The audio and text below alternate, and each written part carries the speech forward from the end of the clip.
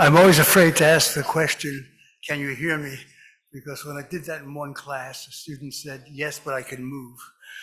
So, but I can, hopefully this isn't too dangerous. So I'd like to welcome you to the Fisher Center's Real Estate and Urban Economics Symposium. This is over our 50th year of doing this. It's hard to believe, but we're delighted to be doing this. And today we're going to have a very special type of conference. We're going to emphasize California's post-election potential, hopefully how we can be different than other places. I must tell you personally, I was going to wear a tie this today, but I must show you. It turned out to be blue surrounded by red. I couldn't do it. So much of California probably feels that way. So I hope you, there are a couple of logistical matters we have to do before we get to the business. First of all, this program is being live streamed. This recording will be available. So there's a live audience and actually we're doing this for the Bureau of Real Estate, which is going to be developing with us content through these types of conferences. I ask you please to turn off your telephones. If you need to make a telephone call, please leave the room. No picture taking with your cameras or other devices. In the event of an emergency, which hopefully we don't, exit through the back of the room and proceed to the stairs. Don't take the elevators for obvious reasons. At the end of the conference, we'll have a survey and to be sent to you, and we love you to sort of tell us what you thought of what you see. So let me just tell you a little about the agenda. It's a very tight agenda, and we're going to have Q&A, and people have to line up the microphones, but we have a very limited amount of time for Q&A. We try to make this compact. Okay, we're going to have some, I'll talk the second session, which is going to talk about the impacts of the elections and results and figure out how it affects the Bay Area. Then we're going to move into what we'd like to sort of a positive spin, California's future growth engines and how we can be different and survive whatever's happening. And then finally, anything in California these days that doesn't tell you about housing problems and solutions. You know, we can't tell you everything, but we have tried to design a program for which sort of focuses on various approaches that have been used. There's no one thing no silver bullet that can solve the housing problem, but there are a lot of sort of shots we can take at sort of making the 1.5 million units short for the United States happen in some innovative ways.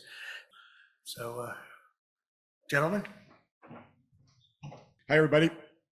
Morning. I always like following Ken. You can interpret that any way you want. So Matt Regan from the Bay Area Council and Mike Covarrubias from TMG Partners. I ran into Chris Hartung at the Fisher conference and I made the mistake of saying sure when he said you guys want to do a panel on the reform and taxes and politics and what happened in the election. And I was drunk, obviously, and I said yes. Because there are two things I can't stand. You ask anybody at TMG, politics and taxes. So here we are. Matt and I decided we'd try to ham and egg it a little bit. There's a federal national viewpoint, there's a California viewpoint of what happened, and there's a local. So I'll start it off with the national a little bit. So I'm a member of what's called the Real Estate Roundtable. If you don't know what that is, it's the real estate lobby organization for all of you.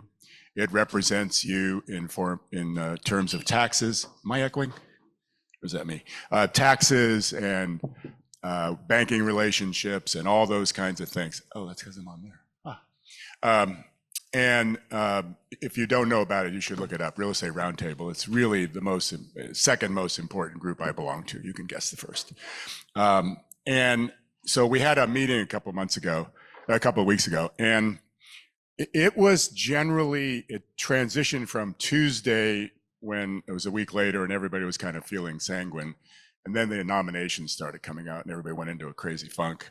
But the general trend, I would say, is that this victory has better implications for the real estate industry than the alternative, all other things aside. no political comments in Berkeley. So the issues that the roundtable fights for and has successfully for years are more friendly with the Republican in office. They include tax on unrealized gains, like-kind exchanges, which is also known as a 1031, capital gains not going up, carried interest, for those of you who know that, that's where if you're a developer and you earn a promote, it's taxed at capital gains, not ordinary income. That was at risk. Pass-through treatments for ownership. Opportunity zones probably have a better chance. The roundtable did a huge battle with the banking industry when the foreclosures started to occur. Met with various bankers and said, you got to lighten up. You can't just go foreclosing your way through this because you'll end up owning everything and everything will have no value. And they listened. So today, when you talk to a banker, depending on how regulated they are, they're a little more friendly towards kicking the can. As Ken pointed out, the vacancies are extraordinarily high. The few sales that have occurred have been materially depressed. So it's going to take time to get the engine turned on, which is the job growth factor. Without job growth, none of us would be in the room. So Basel III, same thing. There was a lot of emphasis on trying to make that worse for the banks, more reserves, which makes it harder to borrow or lend in their case. But it does lots of things. There's foreign investment that the roundtable works on, energy, housing incentives. We've decided to take on a housing mantra. The roundtable has been more tax, business, office oriented, but we're going to do a housing approach on things like office to residential conversions with federal benefits. So that's kind of the gist of what came out of the roundtable. As I said, the summary was getting past the typical craziness that will go on during the next month. There was a general sense that this administration has more real estate in mind beneficially than it would have been the other way around. So there you go. That's the upside of that. Matt, you want to talk a little bit about California, which... Well, why don't I do sort of rain on your parade a little bit and give my perspective? I didn't ask you that. Yeah, on the federal angle. This is ham and egg. Yeah, this is ham and egg, yeah. So if you go back 3 or 4 years, this region, this part of California, was the most politically influential place in North America. We had the most powerful speaker in U.S. history. We had the Vice President of the United States. We had Senator Dianne Feinstein, the most senior member of the Senate. All the JUICE committees were chaired by California/Bay Area legislators. This place was really the political epicenter of the United States. You fast forward to today, we've got 2 of the most junior senators in the United States. We have no longer the speaker. There are no Republicans from the Bay Area in the House of Representatives or the United States Senate. And all of our members are essentially irrelevant in terms of committee chairmanships, votes, power. And we also now have President Donald Trump. And if you look at his enemies list, the first 5 pages are people from here. From our governor to the former speaker to our new senator who impeached him. You run down the list. So not only did we lose all of our political influence, we now have a pretty large target painted on our backs politically, you would have to assume. Best case scenario, we get ignored. Worst, retribution is coming our way, political retribution. You look at, and the hard part to swallow for a lot of this is if you go back the last 4 years of the Biden administration, some of their principal political achievements in terms of spending were the CHIPS Act and the Inflation Reduction Act. The vast majority of those funds went to red states in an effort to bolster votes in red states that they ultimately did not get. Arizona, for example, the Commerce Secretary, Gina Raimondo, is now traveling the country furiously, trying to get the CHIPS Act money out the door as fast as possible before January. We in California only got, I think, $300 million out of a total of $55 billion. and it's for an R&D facility that's going to be built in Sunnyvale. So we just got an announcement today that that check has been cut and it is coming, so that won't be clawed back by the Trump administration. But in sort of in the realm of turkeys voting for Christmas, Arizona, last week she was there to cut them a check for $6.6 billion for their chip fab plants. We're onshoring, as Ken mentioned, we're deglobalizing and onshoring chips from Taiwan. That investment is just the tip of a very large spear. TSMC, the Taiwan Semiconductor Manufacturing Corporation, is investing $65 billion in 2 fab plants in Arizona. Trump and Speaker Johnson during the election threatened to, and may still repeal the CHIPS Act. And Arizona voted for that. So, I mean, you have to scratch your head a little bit and ask, what the heck's going on in the country? The political landscape is completely flipped on its head. People used to vote for jobs and pocketbook issues. Now it's something completely alien to me, certainly. But here in the Bay Area, I would, Mike's rosy prognosis aside about the economics of development being better, we have benefited more than The alternative. better than the alternative. We have benefited more than anywhere else in the world from the global economy. All of our large corporations are global corporations.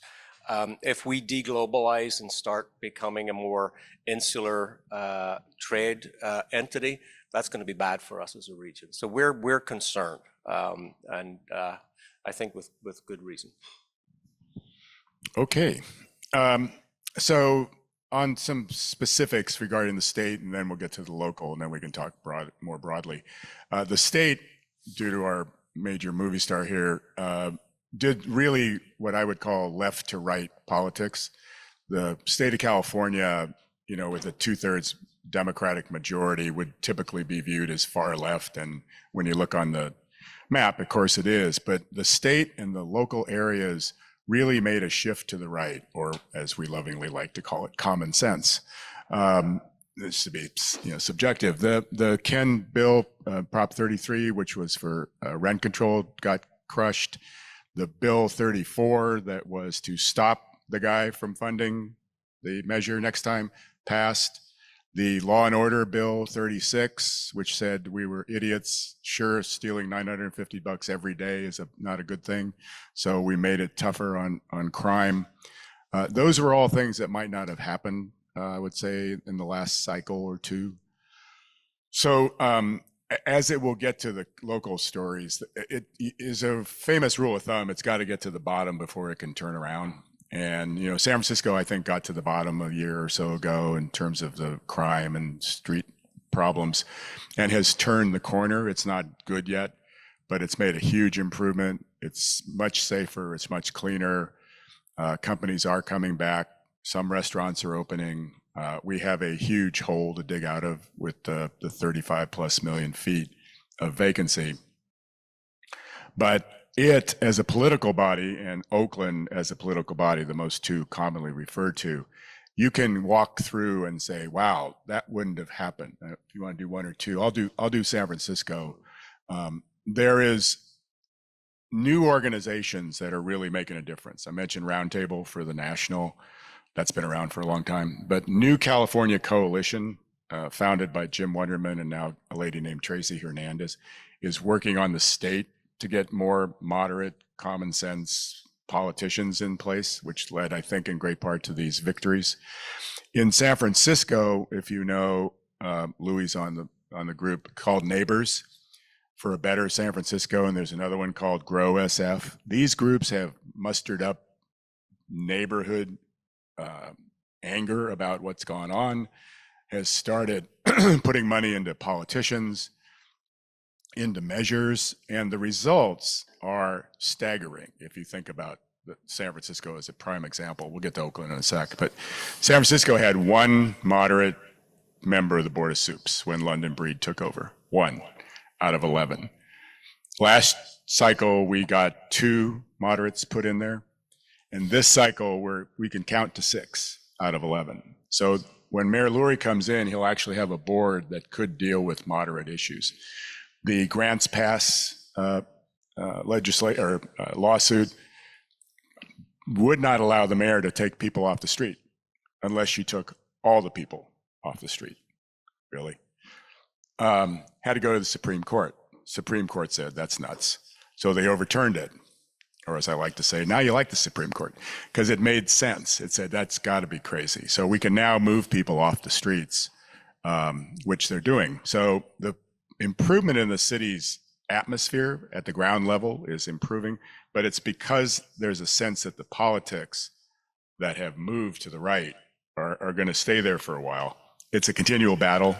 Aaron Peskin, who was the evil person everybody was trying to defeat, is still around. He's probably going to be back in 4 years. You know, it's never over. So we have to keep a watch on San Francisco politics, and local groups like that, Neighbors and Grow SF and others, really made a difference in what would have been an impossible thing. We removed a member of the Board of Soups who'd been there in a full term. Nobody ever gets rid of an incumbent.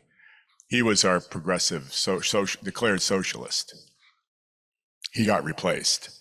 So in the world of the impossible, you know, as we think about all the things that my happy friend over here is referring to, the possible can eventually come if it gets bad enough. And I think that's what's happened. Oakland, you know, if you want to talk about Oakland, Oakland's got its own issues. I'll do my bacon in a second. I'll go back to the eggs and do a little address on the statewide issues. And Ken, again, congratulations on 33. You know, California has a very robust direct democracy system, and bad ideas have a really bad habit of coming back. That one, you know, the repeal of Costa-Hawkins has been on your ballot, I think, 3 times. Yeah, 3 times.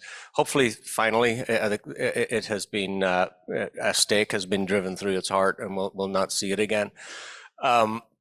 But yeah, Mike's absolutely right. If you look at the results statewide, the ballot initiatives are probably the best barometer of the direction the voters have gone in.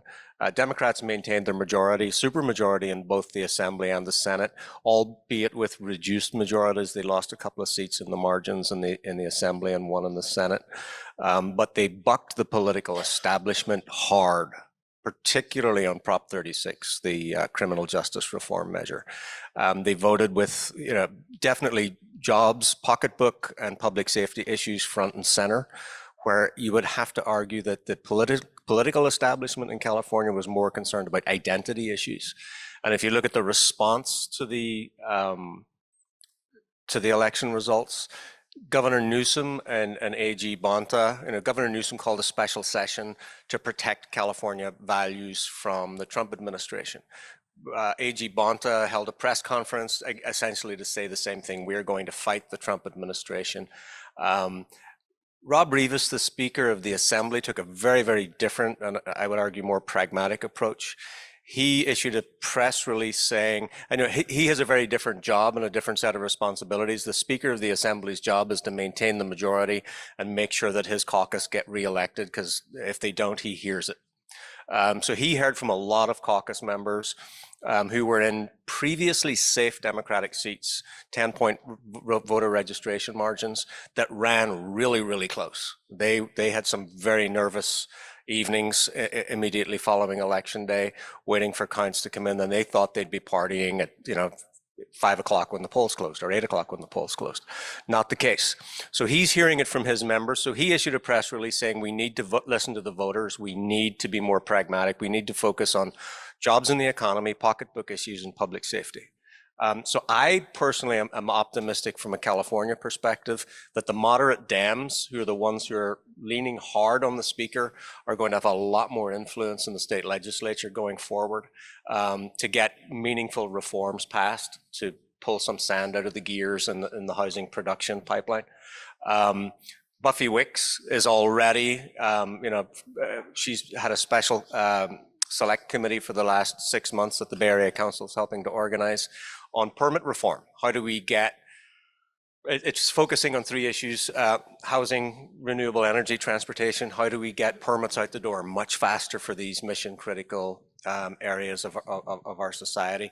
She's going to be emboldened by this, and she's going to get a lot more support when these measures come to the floor of the Assembly next year, the bill ideas that come out of this special session. So I'm hopeful. We might even see CEQA reform. Who the heck knows? So I'm optimistic at the state level that we're going to see some good progress there. And then at the local level, I'm not going to talk about Oakland because what's the point? But I know apologies to I that was a little facetious. I just don't want to go down that rabbit hole. I have no idea. I mean, predicting what is going to happen in Oakland has cost people like me their job many times. I don't want to go there. But what I would like to say is Berkeley. Berkeley has seen a phenomenal sea change in its attitudes to housing and development in the last 10 years. You go back a decade, Berkeley was ground zero for left NIMBYism. Nancy Skinner really changed all of that. She had a road to Damascus moment and became probably one of the most ardent, I would argue, Denise Pinkston, Mike's colleague, might have had something to do with that road to Damascus moment. But she became one of the most ardent pro-housing legislators in the state legislature. And then now we have Buffy Wicks. And now you look at the city, so if the two P's are gone, Preston and Peskin in San Francisco, the two H's are gone in Berkeley, Hahn and Harrison. And Adina Ishii got elected, a newcomer to politics, a pro-housing mayor in Berkeley. Who'd have thunk it? And Jesse Arreguín is going to the state Senate. Again, he's a pro-housing guy. So Berkeley has become the global epicenter, or at least the Bay Area epicenter for pro-housing legislators, from being just a decade ago a place where being pro-housing got you immediately, recalled. So I would definitely look to Berkeley for leadership. And Measure GG, I would hate to, if those of you who were following that one, which would have been a 300% tax on natural gas users, commercial properties in the city of Berkeley. We participated in that campaign and killed it 70-30. Berkeley voted against a fossil fuel tax by 70%. So that's, I think, again, talking about putting stakes in hearts of bad ideas. Hopefully we'll never see that one again in any of our local communities. So good things happening at the local level. A good plug for the Bay Area Council, which spends a lot of time working on that stuff. I think as you talk about the move from the left to the right, you have to also, again, focus on the crime thing. The state of California, we started in San Francisco recalling Chesa Boudin. Last Tuesday, 2 weeks ago, they recalled the DA in Los Angeles and the DA in Alameda County. Not small efforts, really not easy to do. And as we found with the judges, we had an effort to go after some of the judges that were not exactly making logical decisions. Judges are really hard to remove. They actually form a wall around each other, and it's hard to get through that. But we got a couple of DAs done. And because whoever's in charge when it falls apart, the mayor of Oakland got recalled. So there's rumors about who might take her place, some scary, some not so scary, some good. That'll make a big difference. I've always said if you want to see Oakland's future, just watch San Francisco. It's always been behind. If the rents go to $100, Oakland will find its way to 50 or 60. If the rents fall, they fall. Whatever politics happens in San Francisco tends to fall in Oakland. So San Francisco, going back to it's solving its downtown problem, there's a consortium of folks, mostly in the real estate world, working with the mayor to put together an entire amount of new legislation, actually spearheaded by the city staff. So we have to give them credit. And then a bunch of us got together to try to mold it into something that was actually usable, wouldn't cost the city too much money, would actually create benefits from growth. Remember that? So I think both the things that have happened in San Francisco from a base standpoint, from an attitude standpoint, I don't know Lurie in terms of being a mayor of a city. No one does. He's never had a political job. But I will tell you, having seen him enough times, he is as passionate as anybody. He's smart as a whip. And he wants to fix stuff. And he wants to get stuff done. And he's beholden to nobody. The unions didn't put him in there. The real estate community didn't put him in there. 15 million put him in there. at least from a pricing standpoint. So he's not beholden to most, like most mayors or politicians. Whoever brought you to the dance gets to come call on you. So I think he's going to be fair. I think he's going to do what he thinks makes sense. He's got a monster deficit to deal with. Oakland's being rumored to be bankrupt, candidate if they can't fix their deficit problem. So we are not done. The bottom is still in front of us, but the trend, which I think is all we can really talk about in any subject these days, looks way better than I would have guessed. So yeah, we were both at an event last night in San Francisco, and I got off BART at Montgomery Street at 5:30 in the rain, and there was bustle. People were on the streets, and there was a lot of noise. Most of that I discovered a few minutes later was Local 2 picketing the Palace Hotel across the street. But there's definitely, the city feels like it's on its way back. There are definitely more people on the street. And I think Ken's right. I mean, there has to be a little bit more kick in the butt to get back into put your butt in a seat. That's kind of cute. If you realize that the restaurant down the street doesn't succeed, the retailer down the street doesn't succeed, BART doesn't have enough passengers at the right time of day with long enough trains, if there aren't people in the office buildings, and that's what's missing. We still have people not there coming downstairs to do all the stuff. So the retail carnage on Union Square and for blocks around is not very pretty. Macy's, we're talking to them about how to reconstitute 700,000 feet. Westfield Mall, 1.5 million feet. Barney's buildings still empty for all this time. You go, just walk it and you'll see it's a big problem to solve. But if we can come up with tax incentives, we've talked about incentivizing businesses to come to town, give them breaks on their gross receipts tax, all kinds of stuff you can do. You just have to have the mentality. And I've talked to Jeff at Belisario at Bay Area Council, and we're talking to the Turner Center. We need objective reporting that says if you are giving up what you think is something, but it's actually nothing, to get something, that's a good day. It's the old redevelopment agency concept. If a piece of land is worthless and produces no property tax, so what? It's worthless. If you incentivize someone to build an apartment and you give back the property tax, which creates the people who do the shopping, who pay their income tax, on and on and on, the whole thing is a plus. But it always sounds with the phrase, you're just giving money to billionaire developers. So since there are no more billionaire developers, I think that's a theory we're going to have to espouse. So this group can help. I don't know if you want to do questions. I got a couple of minutes. Yeah. Speaking on the tonight, from Randy, we're probably 70% Democrat. For rent control ordinance. Yay, San Anselmo.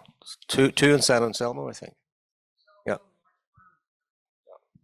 Welcome to Moderate. Yeah. You guys ought to give a shout out to Governor for California, David Brainshaw, who's pushing back against all the special interests, but most especially the public sector labor unions, which dominate the legislature and create a whole lot of disincentives. And if you're doing San Francisco, we might get rid of the tax on vacant retail space.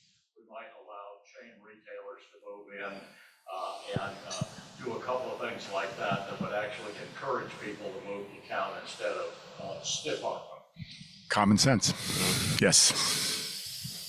What tax incentives do you envision that would possibly incentivize? Well, the conversion from office to housing is a good example. Phil Ting took the measure through the state, got it approved, city approved it, and you get, because in San Francisco, half of your property tax is sort of given over here, teachers, and you can't mess with that. You get property tax, you get half abated for 30 years. Affordability requirements, 0. Those two things alone move the needle a lot, depending on what you bought and if it can be converted. So those are the two most, I'd say, dominant. There's fees that come on top of that. But if you can pay no property taxes for 30 years or half, and again, 0 affordability, you start to where it becomes feasible.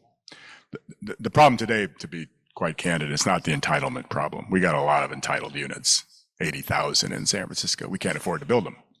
The math doesn't work, so we got to help the math.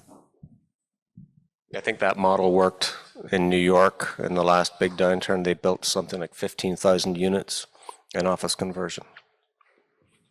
Yeah, they also have $90 rents and 95% occupancy, but other than that. Minor details. Okay, sir?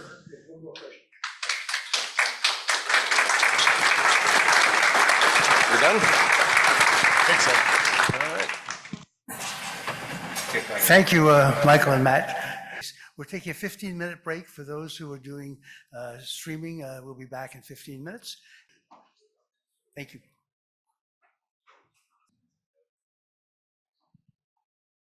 Well, it's been a wonderful morning so far, and it's great to be with you. My name's Larry Rosenthal, and I'm not ham and egging because I didn't have time. I'm pinch hitting. We unfortunately heard last night that one of our panelists on this California Growth Engines discussion, Derek Kirk, who's with the Governor's Office of Business and Economic Development, was called away. So thank you, Governor Newsom. Your latest triumph and our latest deficit. But I was invited by our erstwhile moderator and current panelist, Quinn Alexander, to sub in as moderator, and I'm delighted to do so. And so please bear with me as we continue with the symposium. I wanted to introduce both of our panelists. The bios are available to you online, but since you don't have them in front of you, let me just say that Samjita Mitra is Chief Economist at the California Department of Finance. She oversees the Economic Research Unit, which prepares economic forecasts and analyses of various economic developments. She provides advice on economic policy issues to the Director of Finance, the Governor's Administration, and other state and local departments and agencies. She also guides the Governor's Council of Economic Advisors. Prior to joining the Department of Finance in 2019 as Chief of Economic Research, she was Director of the Institute for Applied Economics at the Los Angeles County Economic Development Corporation, or LIDEC, I think is how you pronounce that acronym. And Samjita, you're also a member of the PPIC Economic Policy Center's Advisory Council. It's an organization that we know and trust. To my and Samjita's right is our friend Quinn Alexander, Alexander Quinn, who goes by Quinn. He serves as Senior Director of Northern California Research for JLL, which, as you know, is a global real estate services company founded in the United Kingdom with offices in 80 countries. Based in San Francisco, Quinn leads commercial real estate research efforts for the firm's regional operations, providing insights on prevailing commercial real estate demand, regional economic dynamics, and shifting business behavior that shape our built environment. Mr. Quinn has advised developers, building owners, and tenants on site selection and building recommendation, amenity packages, and strike price for office, lab, research, and development, and multifamily projects in Northern California, our region. Quinn also develops the North American Tech Report, which identifies the top 30 markets for tech companies in the US and Canada. Quinn's international development work placed him in far-flung places with a lot of frequent flyer miles, I take it, which I hope you can enjoy personally, rather than having them accrue to the firm. Places like Mexico, Brazil, Peru, Kazakhstan, Saudi Arabia, and Singapore. We're delighted also here in Berkeley, a usually San Francisco event, where we want to feature our faculty. A number of you have been teaching in the real estate programs on campus. And we're just delighted that Quinn is alongside as a part-time professor at UC Berkeley, teaching market analysis methods in the Masters of Real Estate Development program, and is a proud graduate of our City and Regional Planning program. Go Bears. You know, it's hard to have a post-election panel conversation without kind of dealing with the slings and arrows that we're all facing and some of this market projection. We're wondering what's going to happen. but I think we can kind of start with what has happened most recently. And so we've tried to put together a conversation that is both backward looking in terms of trends in business, and then forward looking in terms of existing trends and then politically influenced ones given the election's outcome. So that's what we had loosely planned. And as a pinch hitter, I'm crossing fingers and requesting your tolerance and inclusion. Samjita, would you get us underway?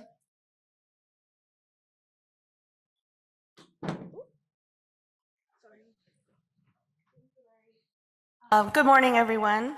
So I wanted to kind of start with looking at where we are with the latest available data versus where we were about a year ago, to kind of set the stage for California's economy. Just to remind people, California is the 5th largest economy in the world in aggregate terms, and we're in the top 10 if we look at per capita terms. So from October 23 to October 24, we have seen very slow but positive labor force growth. We added about 68,400 people. At the same time, we've added about 200,000 jobs, and our unemployment rate actually has gone up a little bit. It stayed relatively stable, but it's gone up about 0.3 percentage point from about a year ago. And most of it is actually driven by the growth in the labor force and less by people getting laid off and looking for work. So when people join the labor force and start looking for work, they get added in. And so that's one of the encouraging news. Even though the unemployment rate, if you look at it, you might think, oh, it's, people are losing their jobs, but it's more people are entering the labor force to look for work. And we've seen a slow and steady decline in cooling in our inflation rate. Last year, we were at about 3.2%. This year, we calculate the California unemployment rate based on the local regions, and that's been about 2.5% as of the latest calculation back in August. So we'll be updating that soon.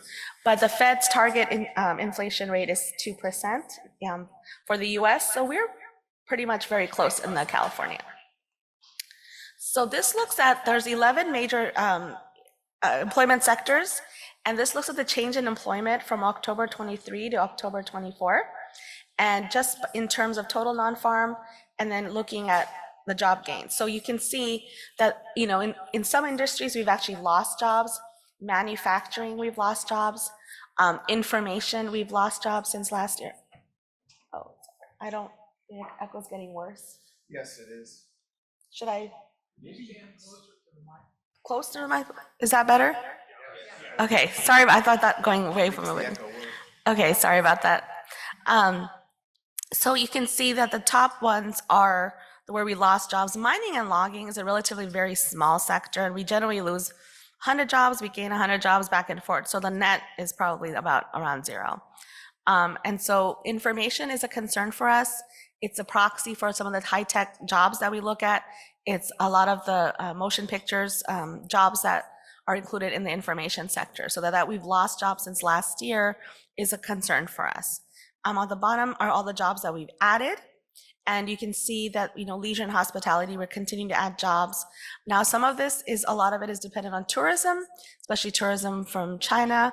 Now, if China's economy continues to slow, we might see fewer tourists. And so that might be affecting us. Professional and business services, of course, trade, transportation, utilities has been good. Government, a lot of it is state and local jobs. Education and health services. This is a lot of those job gains are actually in the lower paying sectors of in-home healthcare workers and less on other types of jobs and the total norm. So we're seeing relatively slow employment growth, but still positive on the net. And California remains the venture capital destination for venture capital investment. It's roughly about 40%, give or take, of total international US funding. Both at the early stage and at the late stage.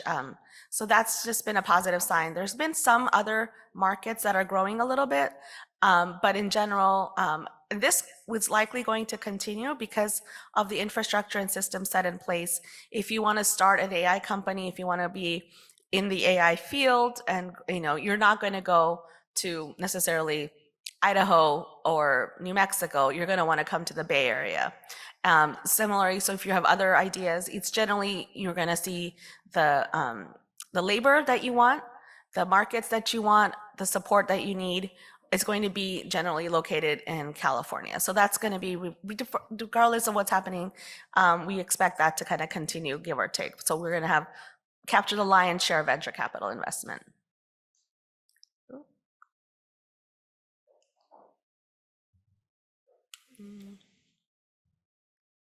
Freeze.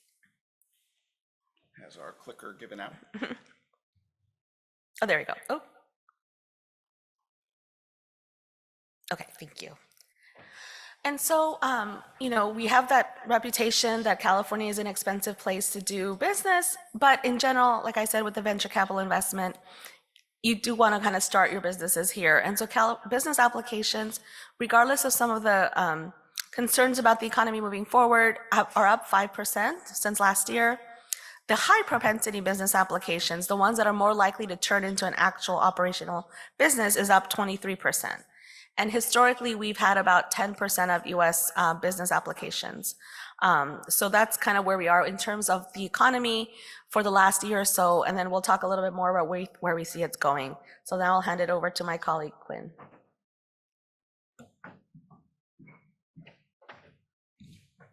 I think the obvious thing is that the ecosystem that Samjita just talked about is in fact a reality, and we're exceptionally fortunate.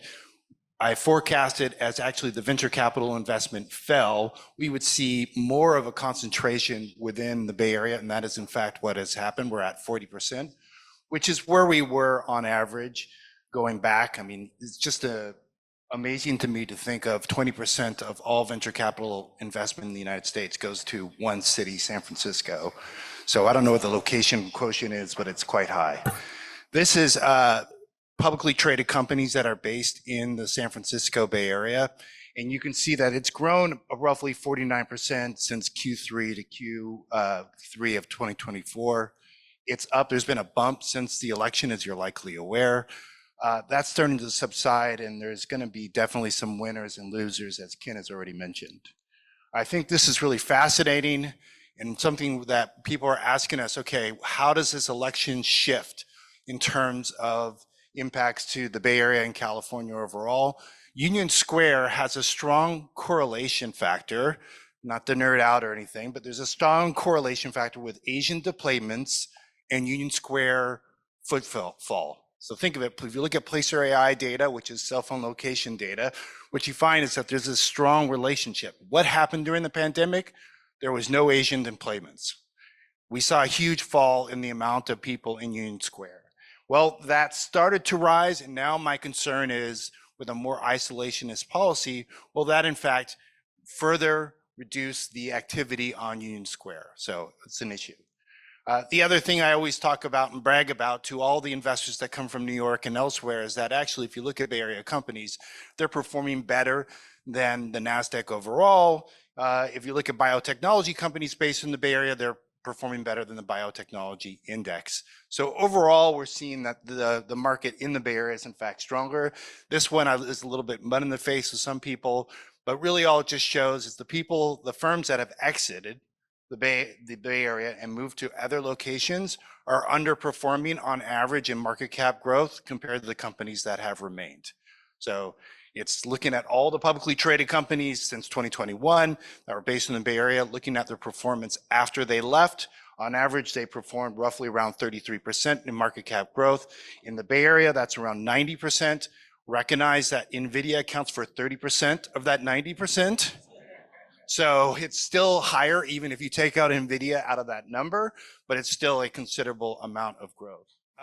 So one thing that we always have to keep in mind is, the talent that we receive is mostly international. 77% of the top AA companies are founded by immigrants.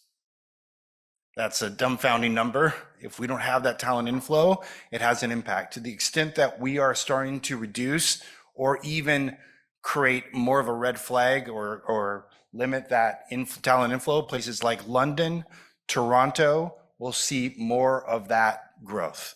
And we're definitely concerned about that within the greater Bay Area and California overall. For us, it's an indicator that the highest tech employment growth that we saw over the last 5 years was not in the United States. It was in what city? Anybody know? Toronto. So that's something that is a material impact on commercial real estate demand in the greater Bay Area. This is our location quotient for AI, 9.5.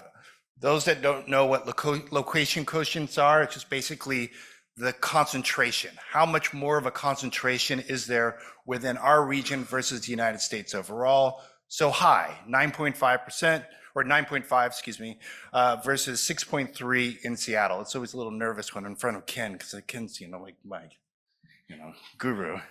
Okay, thank you.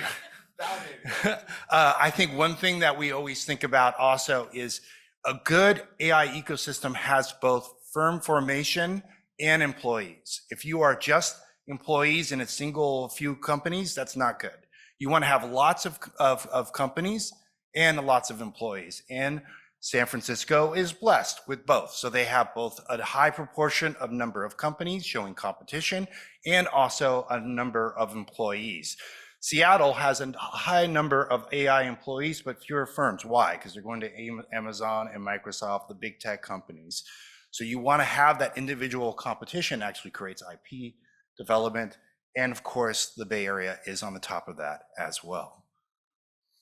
So this is San Francisco, duh. All right, so you see those two measly little dots there, right there? You see that?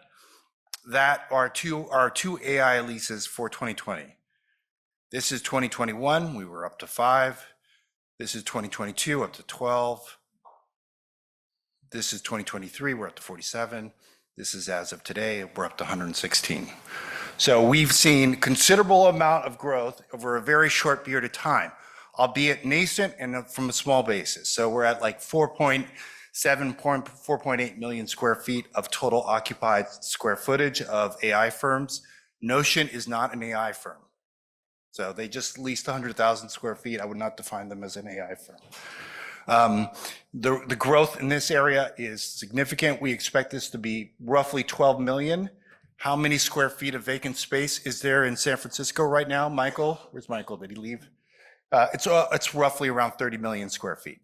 So that's not going to solve our vacancy problem, but it's going to help our vacancy problem. All right, so a little bit on what we are forecasting, and then we'll go into conversation. This is our current third quarter projection. Is basically that gateway markets are generally performing better. Ken already covered this. I don't want to go into this too much, but just to say that the occupancy numbers imply that our population estimates are probably wrong, that there's probably more people in California and less people leaving than we think, or maybe they are leaving, but more entrants coming in, because our occupancy numbers are showing a rebound.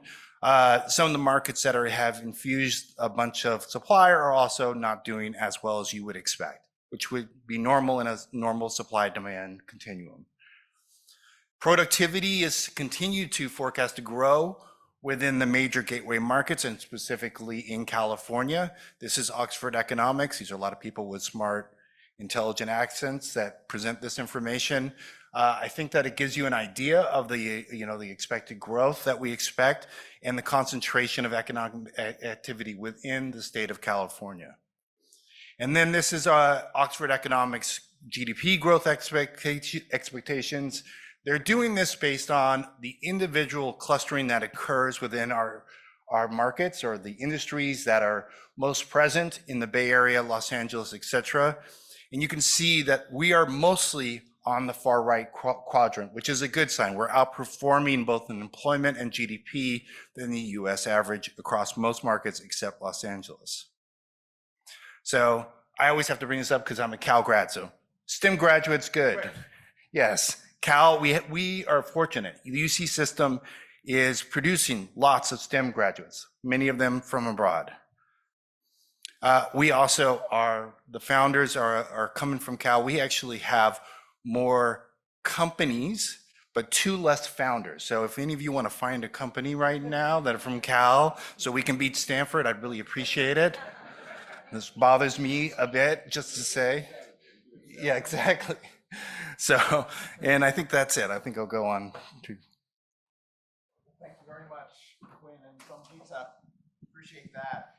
Before we convene some conversation among the panelists, I know some of you in the audience might already have questions for our speakers, or even hypotheses about strong growth forecasts that you think are overestimates, or opportunities where you think we can awaken a bit of sleeping opportunity. Any questions? Hearing none. On the leasing side for AI, how much demand are you guys tracking in San Francisco and then also, across the Bay Area?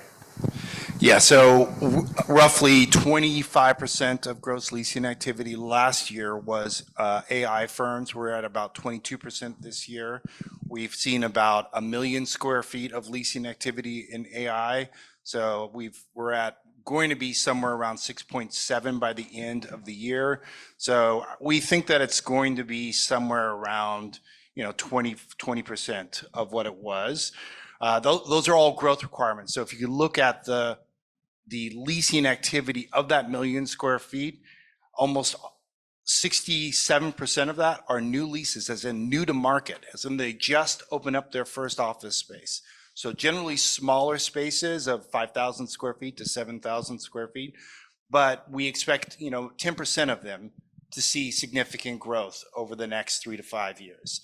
So there are firms like Harvey AI. I don't know if you know who Harvey AI is. Harvey AI is like a paralegal AI firm. They took one floor, now they took a second floor last year, and now they're taking a third floor. So they continue to grow. There are other firms, of course. OpenAI still is actively looking for space within the Mission Bay area, which is growing. Anthropic is likely going to grow as well. So we're seeing growth requirements in the AI firms, specifically in San Francisco. The hardware side is mostly happening in Silicon Valley. So where we're seeing stuff like Figure AI, the robotic side, that's mostly happening in the Valley right now, where we're seeing that growth, and that's more flex R&D type demand. How long do you think Google will keep their millions of square feet from being built? I know they're building some of it. And the same with YouTube in San Bruno. They have slowed down on their building of their new campus. Yeah, I'm a little close to that, so I can't say too much about what's going on there. However, I can tell you in general that they are releasing most of the space that they're letting expire outside of their campus environments, and they're consolidating within their campuses. If you look at what's happened, so I can't talk like what they're going to do. I can't talk about what they've done. What they've done is they've generally reduced their inventory outside of Mountain View and Sunnyvale on a one-to-one basis to what they've added on their campus. I just want to give a shout out to UC Berkeley. Berkeley is the center of the AI universe. We have the Simons Algorithm Center, we have the National Mathematics Research Institute, and we have BEAR. It has the best group of scientists anywhere in the world that is doing AI. So there's going to be a lot of growth out of this area, and Berkeley's basically going to help grow like Databricks and other things. Yeah, Databricks also has a requirement right now.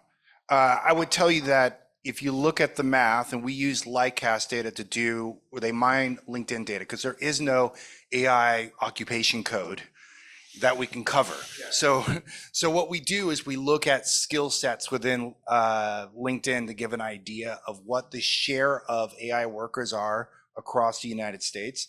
And 20%, I kid you not, 20% are estimated to be within the Bay Area, 1 in 5. It's the highest concentration by far. Yeah, so a lot of discussion on AI. My question is on life science. There's a lot of life science product, some of which we're involved with, and love to hear kind of what's going on in that life science market, particularly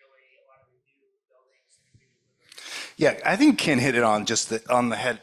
This is the data center question reverse, looking back. We have a lot of people who jumped in all at once.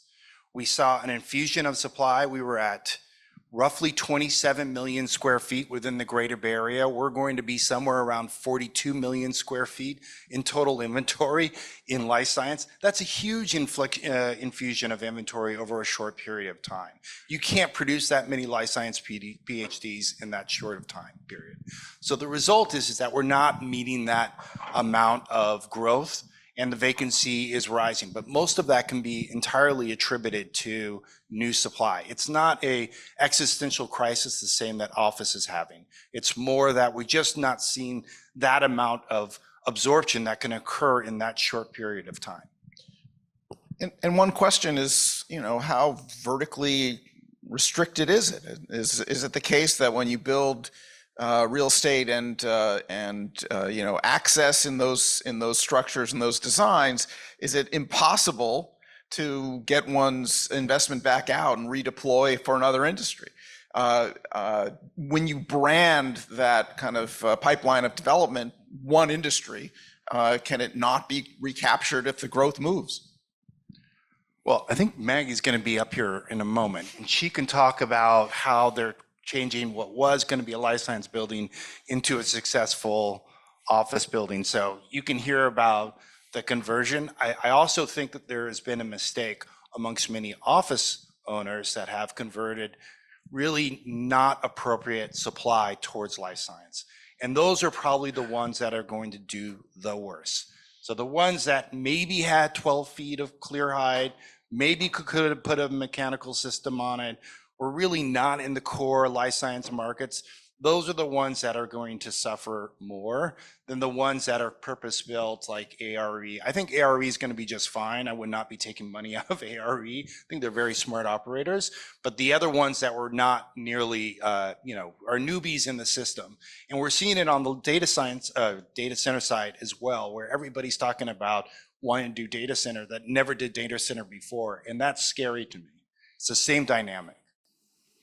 So you showed that loss in manufacturing over the year. Is that an event or a trend? Is that That's actually a great question. It's a trend. We've seen like a long-term sectoral decline in manufacturing, especially traditional manufacturing. We are seeing some high manufacturing, a lot of those 3D printing and things like that are growing, but they're not able to offset the loss in some of those more traditional manufacturing jobs. the tariffs, the reshoring, those things that have been talked about aren't coming to California? The tariffs that are going to be implemented, this doesn't include any of them. This was just, so we're not quite sure how that's going to play out. We don't even, we're starting to think about what goods are going to be affected. But in general, that's not included in there. If we have some, coming back online, onshore, some of the manufacturing, we'll definitely recapture some of it in those job losses. So we might be able to see some decreases in job losses. I guess go ahead. I just had an analyst office release their budget report yesterday.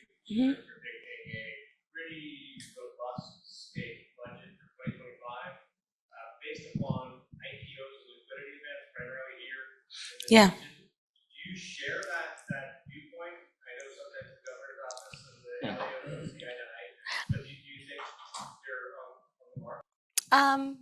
I'm going to say check out our budget that gets released on January 10th to find that out. Yeah, and then that's also more on the purview of my colleagues on the revenue side. But great question. January 10th is when the budget's released. Can I speak to the manufacturing question? If you look at the Inflation Reduction Act and you look at the pilot production that's occurred within the greater Bay Area, what you've seen is companies that are based here are scaling outside of the state of California. So that is a lost opportunity.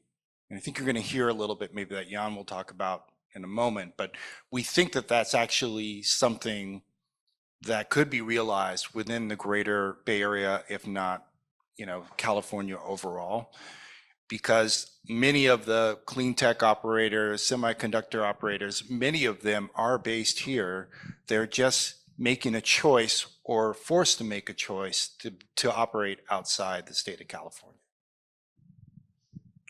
So strategy choices loom, and the interstate view is probably going to be more easily predicted, especially if we're going to suffer some kind of backlash politically, and the associated, I think, perhaps messaging and sensibilities about in-migration, that California will be depicted in the national conversation as a less attractive place to be, and you might lose some kind of marginal contemplation of moves here. But hopefully job growth more than counteracts that. Libby, I see you.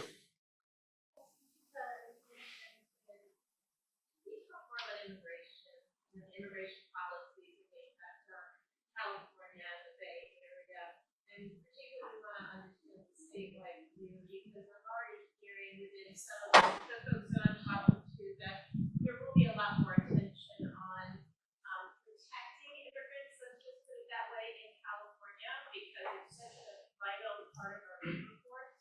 And so I just wanted to get a sense from an economic standpoint, what do you think the policy drivers are, the challenges and opportunities in immigration for California?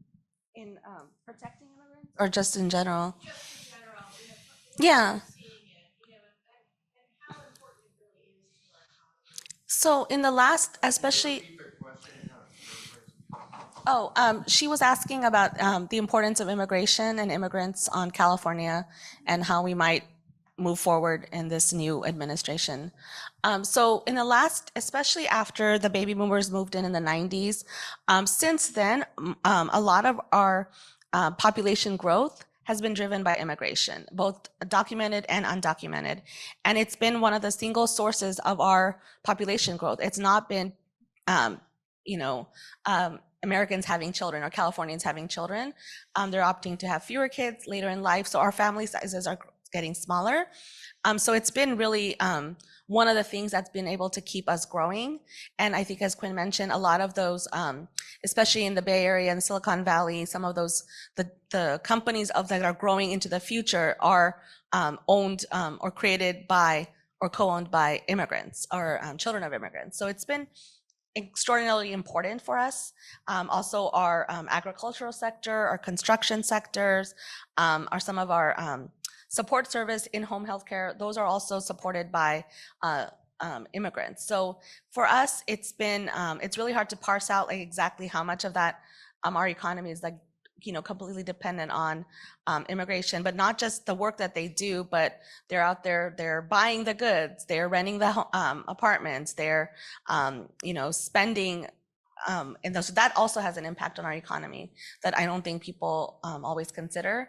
And so, moving forward, I know California and some other states have said that we're going to, do what we can to protect the immigrants, but I haven't really thought about how much we can do against the federal initiatives or government.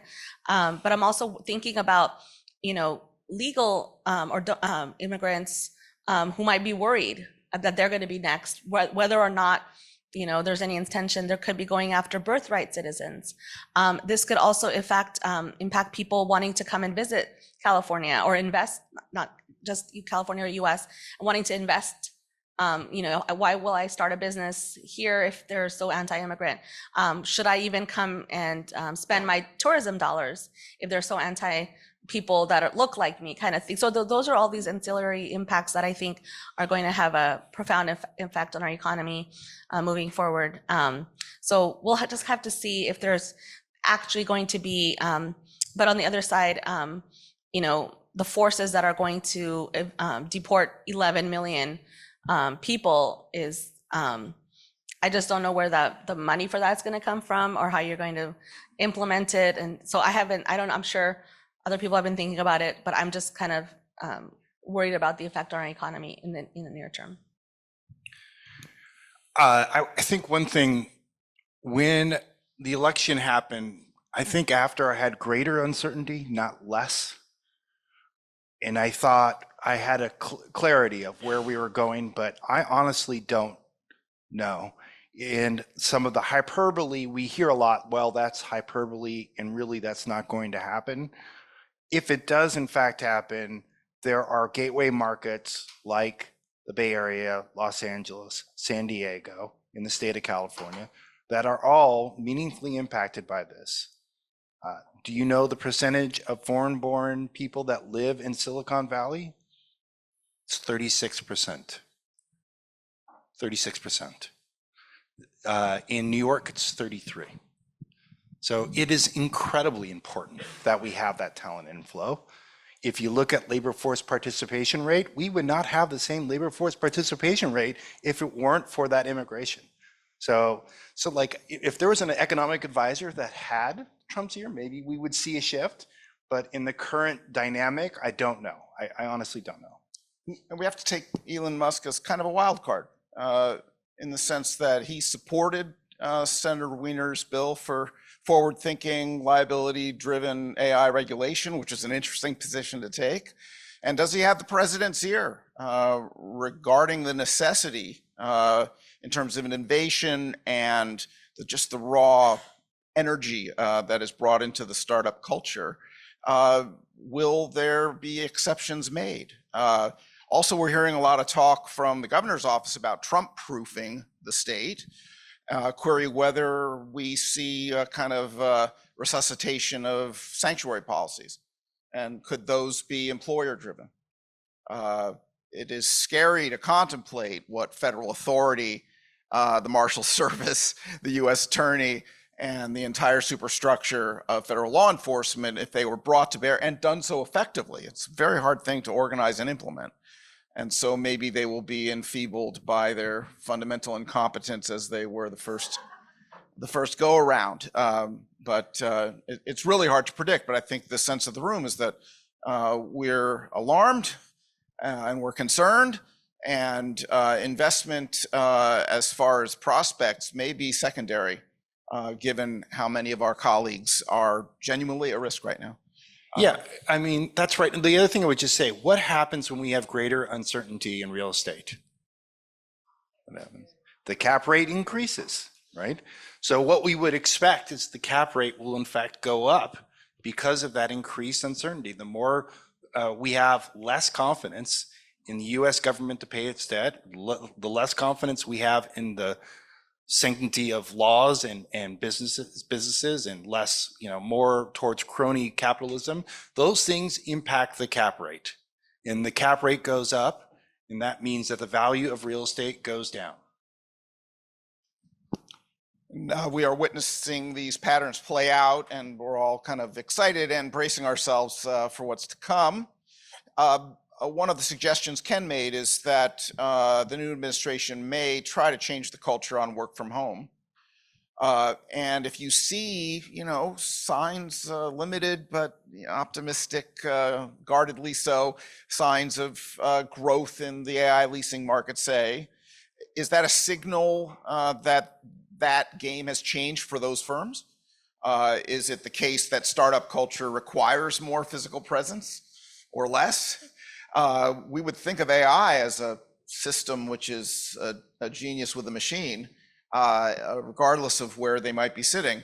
But is that really changing? Has this kind of the work space place intersection that really drove markets so much in the past, will we be able to turn back, and how much of it will be natural and how much of it will be mandated?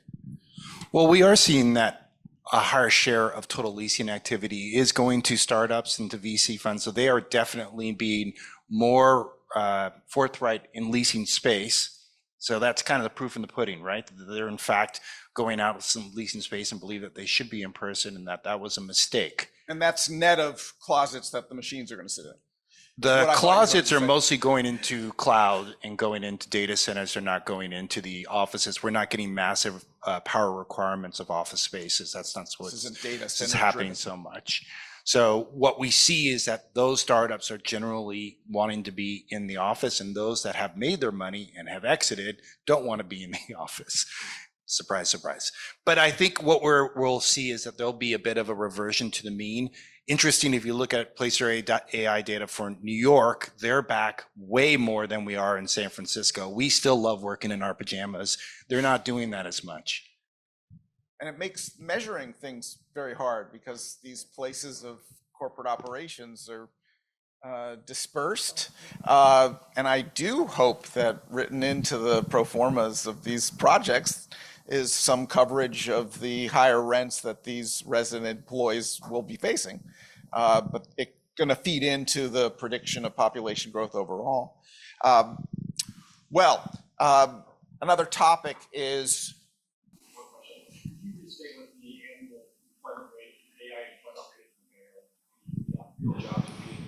added year by year, what the projection is? Yeah, so it's really hard to tell because there's no NAICS code for AI employees. We're looking at them in the information sector and the professional services research sector to get an idea of that growth. What we're in fact tracking more right now, just because it's our best proxy, is job postings because of the way that they advertise, and they advertise AI employees, and those are up roughly year over year around 40% in San Francisco Bay Area specifically. It's small, it's like 4,000. It's a small number, and I think that's the big question that we're seeing on our end, which is the VC investments are quite large. The employment gains are not nearly as large as if you looked back to 2010 through 2015. So our quotient of this is how much VC investment you get and this is how many people you hire, we think is changing, and how much is compute resources maybe more than it was in the past. So these billion-dollar valuations are driven more by compute demands and other things that are happening on the back end that have nothing to do with hiring people. it makes one wonder whether if that's the strategy of a mayor-elect Lurie, could we see a new era of Twitter-style tax breaks that'll A, try to write down people's risk, but B, maybe mandate that this help us with our vacant real estate, our vacant office problems. I just don't know how much money is in the Lurie budget for such things, whether the city can afford, as it was in such a wonderful position to be able to afford that largesse and investment in the past. Well, we are just about at time. One more question? Quick question on the data during the pandemic. You saw a net migration out of the Bay Area. You saw absorption from small Sacramento, and you got a lot of absorption. Is that reverting, and what does that look like?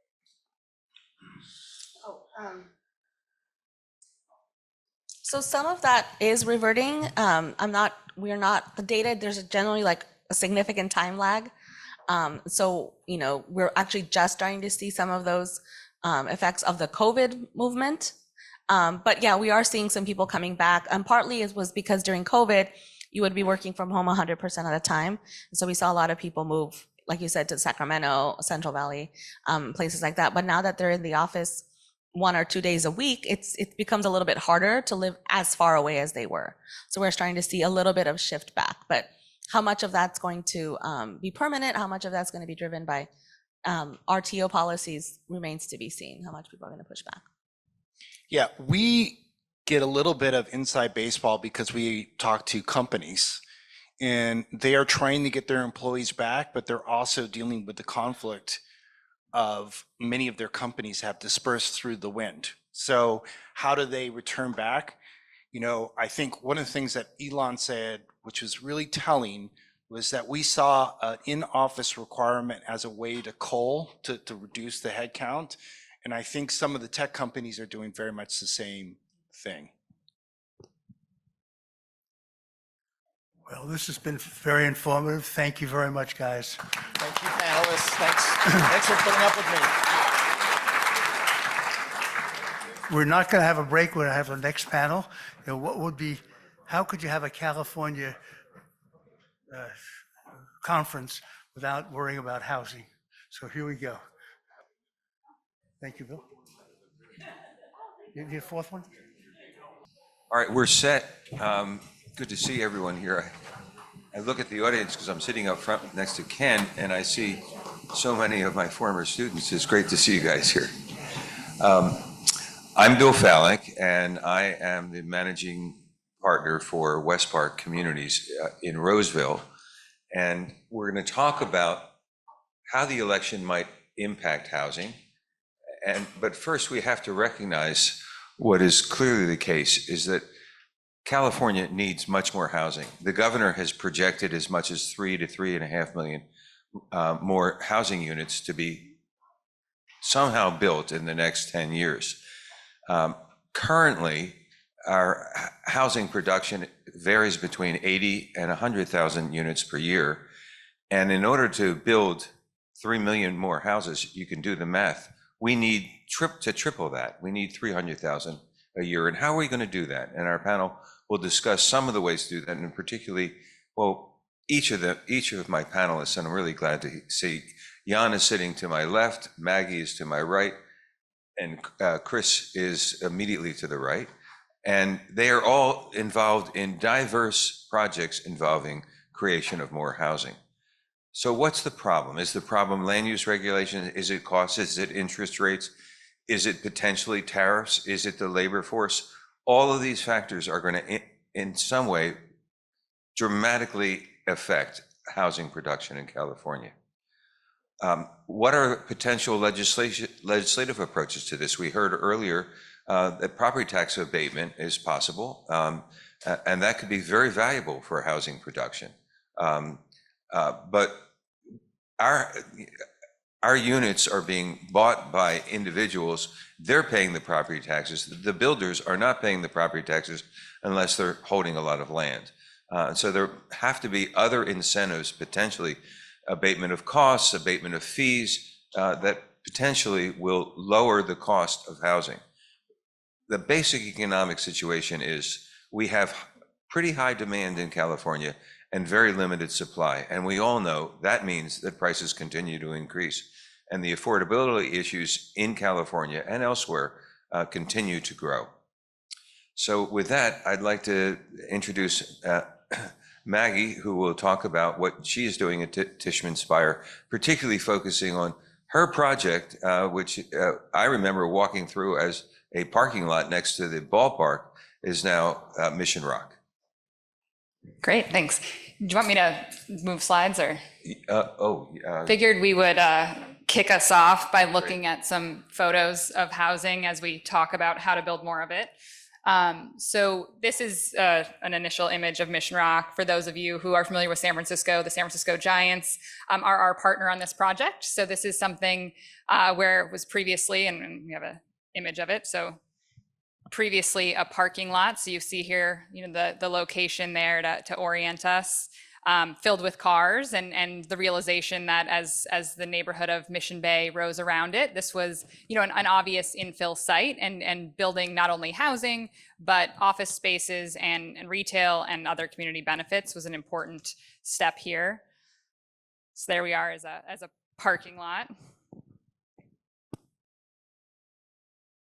And then here's where we are today, with 540 residential units, about 600,000 square feet of commercial space, 5-acre waterfront park, about 50,000 feet of retail, and a pipeline that exists for us to build more housing. But we're going to talk a little bit more about that because it's not obvious how that will work in today's environment.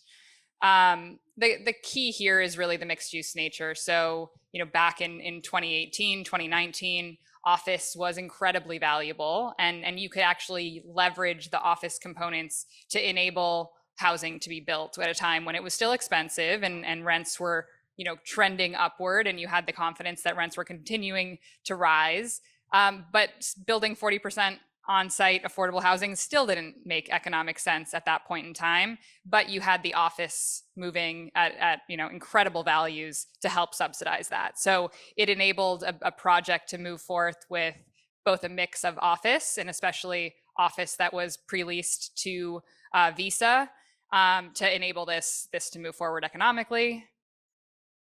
Here's a couple more images, and as you see, there's still a good amount of parking lot there, which is our pipeline of future housing and office space at Mission Rock.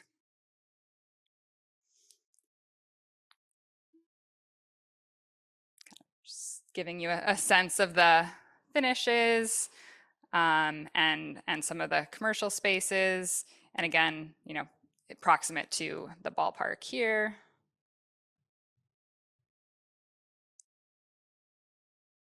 And with that, we'll transition over to I think Chris to talk a little bit about. Can I Yeah, just ask you? sure. This was initially not an easy project. How did it ultimately get entitled, and what was the role of the initiative, et cetera? How did it work? So have to give a lot of credit to the San Francisco Giants. We were late to the party on this at Tishman Speyer. The Giants started this in 2009 when the port was thinking about this parking lot that they owned. They were participating in revenue from the parking that the Giants fans were paying for. But the port saw this as an opportunity to, build up the rest of Mission Bay, add something mixed use, add a tremendous amount of community benefits, and create value for themselves in this project. In 2009, a lot of the kind of typical developers were still kind of managing their existing portfolios, trying to figure out, if we were going to hold on to buildings that we owned. And the San Francisco Giants had a vested interest in controlling this site, and also didn't have an existing real estate footprint that they were very worried about. So they participated and were awarded the rights to this site, where they went to work immediately on trying to kind of figure out a master plan that also accommodated their parking needs well into the future.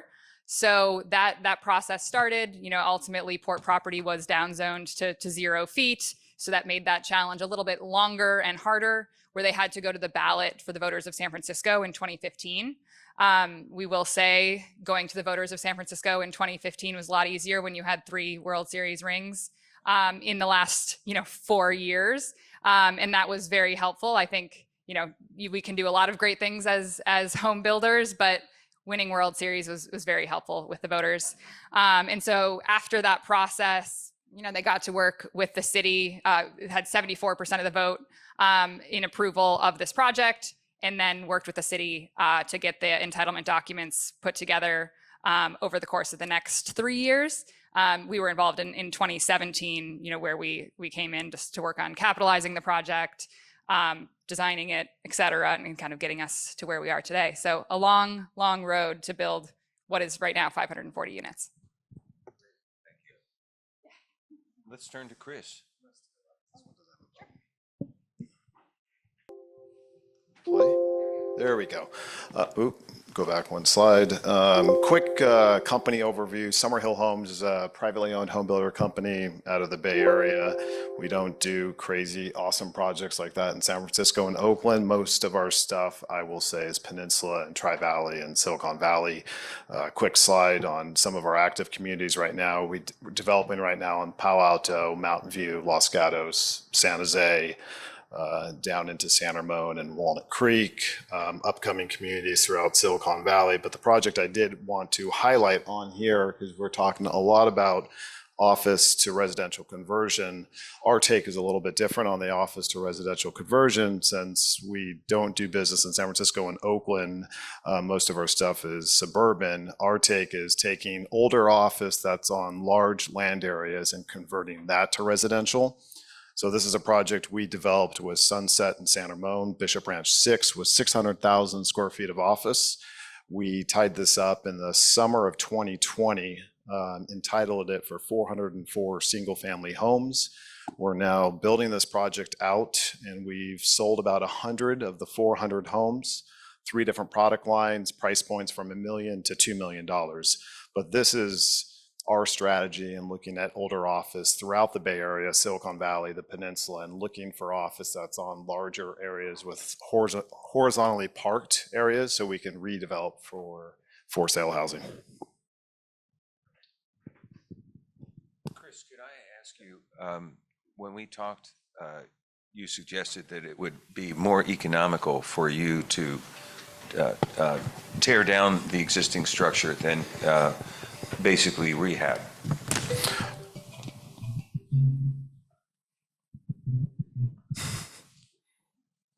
Yes. Was that the end of the question?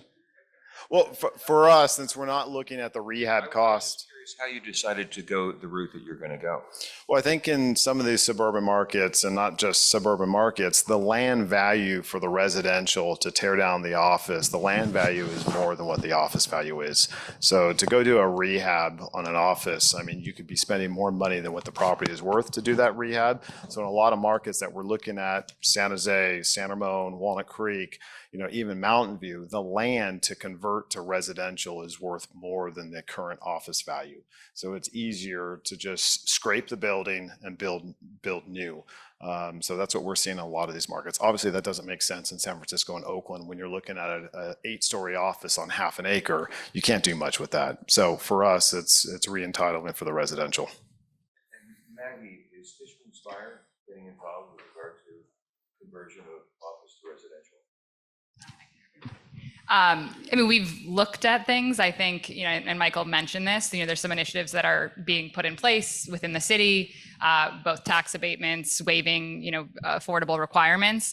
You get closer to making that work, but oftentimes the locations of these buildings are not in the highest or most obvious kind of rent producing neighborhoods. And so putting a rental building smack dab in the middle of the CBD, which is challenged from either a street life or a retail, you know, perspective, doesn't necessarily get you to the highest rents. And so you might be better off looking for a ground up residential site in a more obvious location at this point. It may turn, but I don't think it's the obvious transition of a lot of the obsolete office product yet. Thank you. And before introducing Jan and California Forever, which I'm sure many of you have been intrigued by, we'll have opportunity after Jan speaks for questions for anyone on the panel. So please feel free to save your questions and we'll do our best to address them.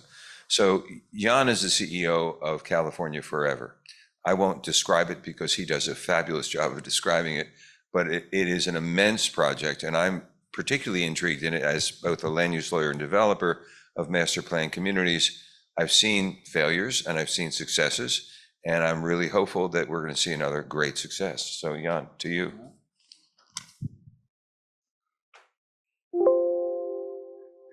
Good morning. Good morning, everyone. Is the sound okay? It's good. So since this is kind of crazy, I'll give a little bit of the backstory to how we got here.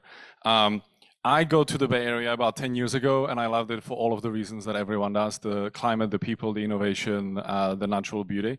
But at least my take is that we had the dumbest industrial and housing policy in the history of mankind. If you tried to create a policy that would break every community and make everyone fight and hate each other, you could not design a dumber policy than the housing policy in the Bay Area. If you take the most desirable place in the world where everyone wants to live and you don't allow any new housing, inevitably what's going to happen is you've created a tournament with a fixed number of slots where members of a community are going to be forced to fight for the number of slots. Rents are going to increase, housing prices are going to increase, employment is going to go away, and you're going to break everything about what made that area special in the first place. And it is remarkable how long it's taken to do anything about that. And there's a lot of people in this room who are trying, but it's been 10 years and we are still in the same place we were 10 years ago. And for all of the incredible work that California, YIMBY, and many people in the legislation in this room have done, I think the first step to recognizing a problem or to fixing it is to recognize that you have it. And the fact that the housing production in California has not increased in 10 years of trying to do something about it is shocking. And then on top of it, we have the dumbest industrial policy in the whole country, which is we attract the smartest people in the world, and the previous panel spoke about it, and they invent these world-changing inventions. And then when these companies scale, we serve them up to Texas and Mississippi and Alabama and Georgia on a silver platter, and all they have to do is not tell them that they are evil and they are trying to screw up the state. And so if you look at what happened in manufacturing, and we've had a slide about this, for example, on the clean energy manufacturing bill, that bill is $250 billion. California is 12% of the country, and it's the wealthier part of the country. So we've paid at least $26 billion into the federal budget as a share of that budget.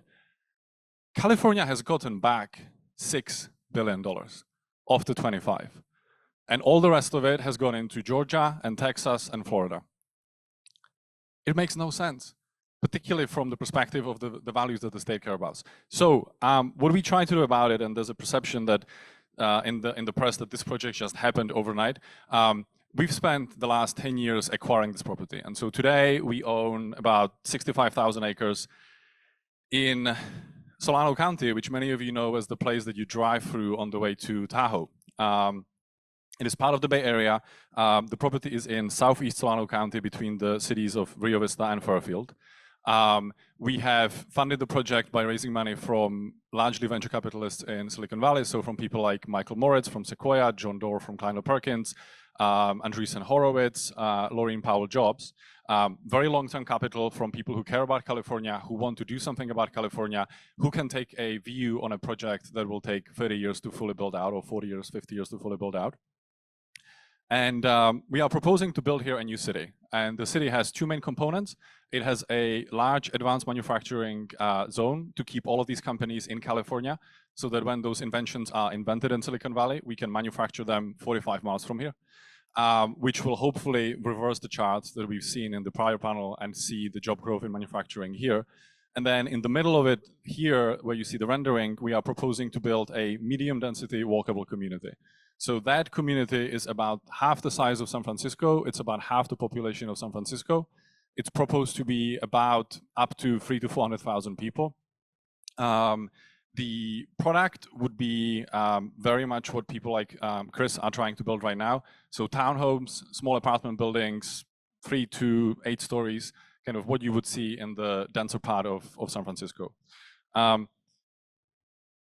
At a time when we just heard about AI, it is remarkable to me that this project has become controversial. I can explain it, kind of why people feel that way. But just to put it into perspective, it is now accepted at a dinner party in California to say that we are going to invent artificial general intelligence, a piece of code that runs in basically grains of sand that is going to be smarter than a human. The idea that if we have a region of the country where teachers have to commute 2 hours for work, nobody can afford to live here, and everyone's kids are moving out of the state, it is somehow controversial to take a piece of the least agriculturally productive and least ecologically valuable land within 100 miles that you could find here and build some housing there so that people can live here, and that's controversial. Something is deeply broken here. So what we're doing very quickly is we are proposing to build a new community on the middle of it, very flexible zoning so that lots of people can come and build. We would be the master developer. We would probably end up building some of the product ourselves, maybe 10, 20, 30% of it. But then hopefully people like other panelists here would come and build, bring jobs, particularly advanced manufacturing. We've already announced 12 employers from Silicon Valley who've said earlier in the year that they would like to bring employment there. They include companies in aerospace and defense and agricultural technologies. We really try to build on the heritage of Solano County to build employers that would fit in that, and employers that people who live there right now could get jobs in. Walkable mixed income neighborhoods, local shopping streets. And here is just to kind of to what I said earlier. This is the county's official map of agricultural production. The green is the productive land, the brown is the non-productive land. The community is located 100% on non-prime farmland. If you look at the community, if you look at Solano County on a map, that whole area is the only brown area within 100 miles. If you put it up right now on your phone on Google Maps, that's because it's the worst soil for agriculture within 100 miles. Solano County produces $380 million of agricultural production a year. The 17,500 acres that we are proposing to develop produces $6 million of food a year.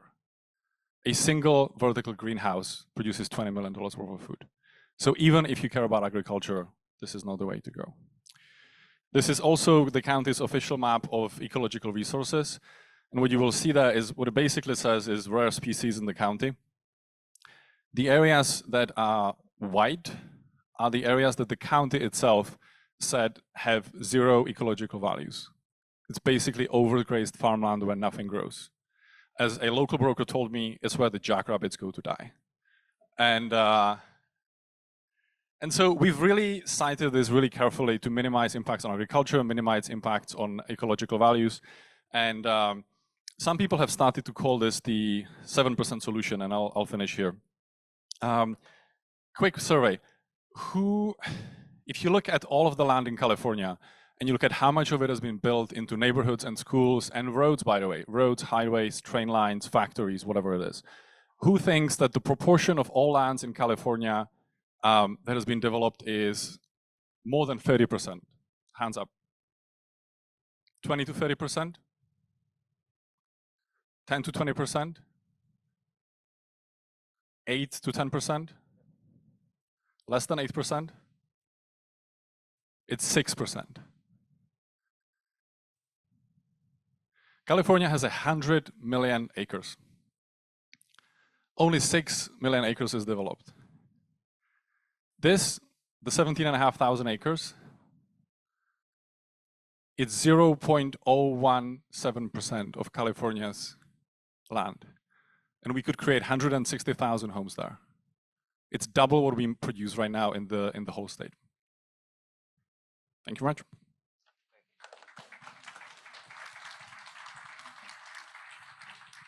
I'm fascinated by this project. It has been my career developing master plan communities, both as a developer and a land use attorney. The elephant in the room, obviously, is the entitlement process. And I shared with Jan when we first talked that I had an ambitious project years ago in the early 90s, late 80s, 5 years of work to entitle 10,000 acres in Sutter County, which was immediately north of the Sacramento Metropolitan Airport, about 8-minute drive. We got everything approved for 25,000 homes. We had a joint venture with Pacific Bell for having the first fully fiber optic community in the country. The governor visited us and said, this is the best new project in California. What happened? We got referended. All of our development agreements were set aside and we went nowhere. As I mentioned to Jan, what we then tried to do is form our own city. The requirements under California law at the time, this is 20 years ago and I'm not that current about it, but to form your own city, you need more than 500 registered voters. You have to have the governor or the lieutenant governor's blessing that it would be fiscally responsible. And we got that. I met with Gray Davis for several hours and he thought this was a great project. So we went out to the 506 voters that we had. I wish that we could have brought some more in. We lost by 6 votes. So our project was tubed and we lost, Amundsen, Home Savings, and my partners lost a great deal. I then went to, one of my partners was a guy that is familiar in California, in San Francisco, Willie Brown. He was a partner of mine for many years, and I met with him in Sacramento, and I said, Willie, is there anything we can do? I mean, this whole regulation of local land use, which is what Jan is going to be struggling with and working with and hopefully overcoming, that, it's anathema to basically getting really good projects approved. We had 25,000 homes that were going to be designated for this project and entitled for this project. And he said, Bill, you're never going to change local land use control. There just is not support for it. Even though personally, teaching this area, I think it has to be done regionally or statewide. Otherwise, we will have, it's not just NIMBYs, it's all kinds of parochial measures that can stop things. What did we do? As I mentioned to Jan, we decided to go into a community where there is less likelihood of restriction. And so in 1989, when we were losing on Sutter Bay, we acquired 1,600 acres with a group of partners in Roseville, adjacent to Roseville. It was in the middle of nowhere, like Jan's property. It was not prime agricultural land. It was land that housed, this is almost 4 miles square. We had about 20 head of cattle, and that was it. And you can imagine how much income we were deriving on that property because we owned it and we were getting nothing. 16 years later, we fought 2 initiatives in one, and we had 4 CEQA lawsuits, and CEQA will be something that we can talk about. and actually resolved all of those lawsuits. And we were very fortunate to sell the property for a substantial sum. And what I learned from that is that you really, really have to be prepared first to go into community which supports growth. And second, where there are project opponents, and I know that Jan must be doing this is true for all of our panelists, you've got to meet with the potential opponents up front. Don't wait for the litigation. Try to neutralize it up front. So Jan, there's so much that you suggest. How are you going to get this approved? I mean, at a very high level, the bet 10 years ago was that California was at this turning point, and it was a different thing to fight against housing when you felt that housing was getting too expensive, but it wasn't really impacting your family. And it's different once you've seen friends move away and kids move away and your kids move away or your nieces and nephews and so on. And so at a very high level, the bet 8 years ago was that the crisis would get worse. The reforms in Sacramento would help, but it wouldn't be enough. And we would need a new solution. And I've heard people say that this is the 7% solution. We need to do a little bit more of greenfield and make it better, make it sustainable, make it denser, make it walkable. And so big part of it is, I think that the entitlement discussion now is a lot easier than it would have been 10 years ago. And we've seen it because I've had 7 different political consultants tell me that the only thing that people will want about this in Solano County are the jobs. And then maybe you can slice some housing at the back of it to get it through as part of the package. But what we've seen in every focus group, in every community meeting, and every poll that we've ever done is the housing is almost as popular as the jobs, because enough people have seen their kids move away. And so the housing has become part of it. Now, there's always a lot of people who don't want any growth, and there's a lot of people, and our situation was more complicated because to acquire the property, we had to do it in secret for 8 years in 150 transactions. And so there was a sense of mistrust in the beginning where the opposition weaponized the fact that we acquired the property secretly to somehow say that we cannot be trusted in general when we've done everything else that we said we would do. And so that's harder. But I think at a high level, it's a world-class team, it's a world-class plan.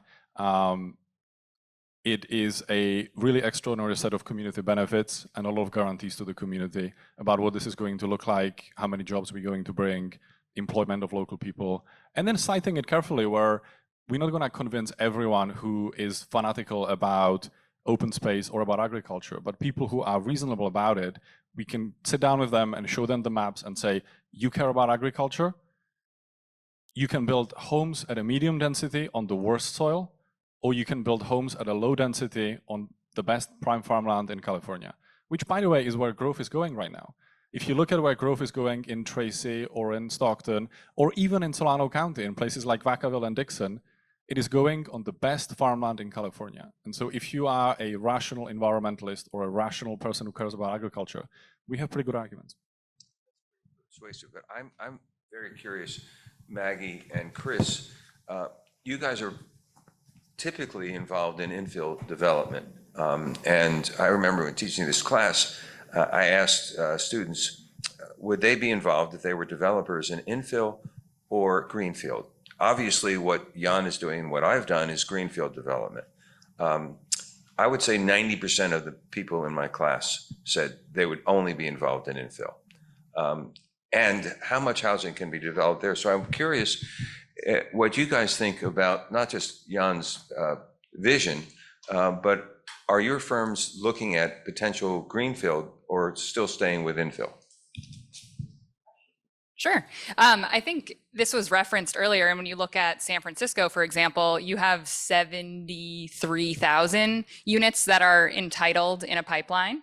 Of those, you have 30-some thousand that are in these broader development agreement projects. And I think, spending a lot of time on that development agreement project side where there's an infrastructure component, I think there were a lot of times where we thought, man, it'd be easier if we were just doing greenfield and we could go and build our own infrastructure and whatever specs that we wanted. And obviously the challenge that we have in delivering the amount of housing California needs in these infill sites is that we've kind of overly burdened what is expected to deliver alongside these units, and they're not getting built. And so, again, what Michael had referenced earlier, you have the pipeline, you have the entitled projects, you just don't have the economically viable projects.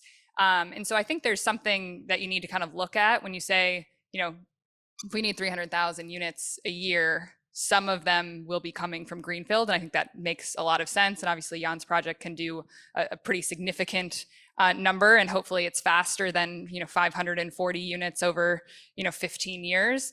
But it's also figuring out how do you invest or how do you lower the barriers to get some of these infill units delivered, because I think it's very clear right now there are too many barriers in place to get these units moving. There's certain things like higher for longer that we are not going to be able to change, from a local level, but there's a lot of local policy moves that can be done. And even if it's local tax moves, that can incent some of these units to be delivered without having to build all new highways, schools, roads, et cetera, to get those built. So I think it's a mixed effort.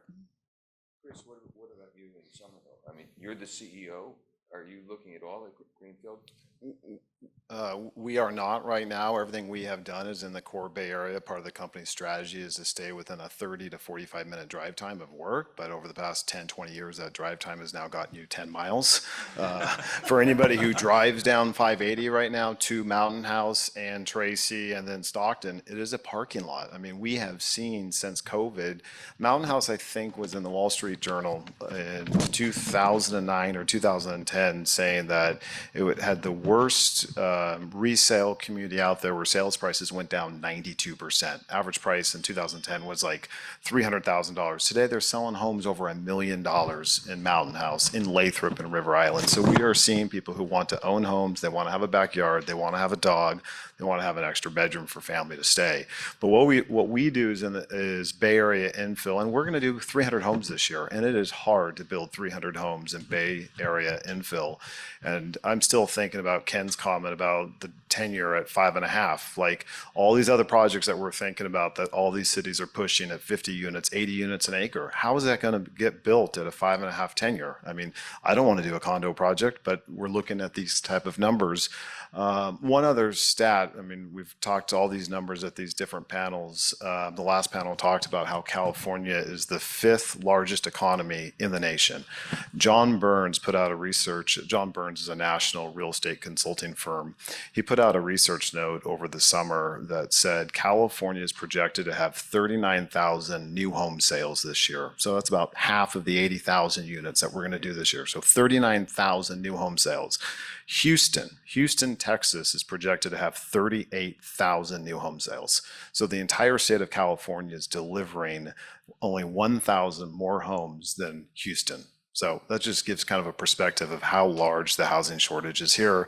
And this higher for longer, we've all seen it with people locked in at 3%, 4% mortgages.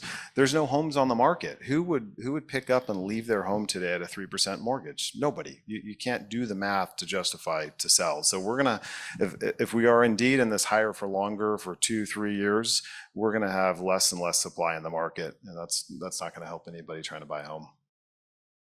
In addition, Proposition 13 encourages people to stay just where they are, because if they move, they're going to quintuple their property taxes. So not only do you have the Prop 13, I call it the trifecta, you have higher interest rates, you have Prop 13, and then if you were fortunate enough to purchase a home, say in 2010 or 2012, if you go sell your home today and want to buy a larger home because you now have a larger family, you're going to pay capital gains taxes above $250,000 or $500,000. So you start doing all that math and you're going to age in place. Regardless if you have 2 kids or 4 kids, you're going to make it work and you're going to do a remodel. Exactly. Well, we're open for questions. Oh, go ahead, Jan. Jan, go ahead, please. Yeah, I mean, I think just tying together what Maggie and Chris said, and it actually links to, I mean, it's an event about the election. I think it kind of links to that.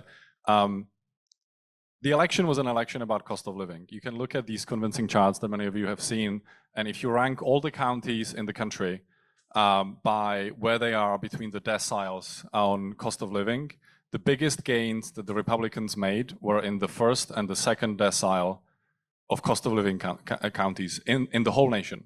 It's a referendum on the cost of living. And I think that what we'll need to deal with in California to actually make a dent in the housing crisis is, Ezra Klein called this the everything bagel liberalism. And we're dealing with the same issue when it comes to making chips or planes or ships or any of those things, which is, we say that housing is the first priority, but then to Maggie's point, you do these development agreements in San Francisco, we need to build housing, but it needs to be 30% affordable, built with 100% union labor. It needs to use local workforce. There needs to be a community benefit agreement, and there's no property tax break. And it's the same situation when you look at Greenfield. It is, we care about housing, but we must protect all open space, all grazing land, species, union labor, you name it. And so I think the challenge that we deal with as a state and that the party deals with is everything is a priority. And when everything is a priority, nothing is a priority. So you write these bills in Sacramento, and to pass them, we have to put all of these bells and whistles on every single bill, which is why a very small number of those bills actually works. Because you remove some regulatory constraints to permitting, and then you add in a bunch of cost in terms of labor or anything else that it is. And I think we can pick a couple of priorities. We can say, we care about building lots of housing, and we care about good paying jobs in the construction workforce that's building them. But then we need to drop everything else that's 3, 4, 5, 6, 7 on the list. If the state can do that, we can fix the housing crisis. If every bill is trying to fix every social inequality, discrimination, open space, climate change issue, we're never gonna get anywhere. No way. It's just not gonna happen. We have to pick.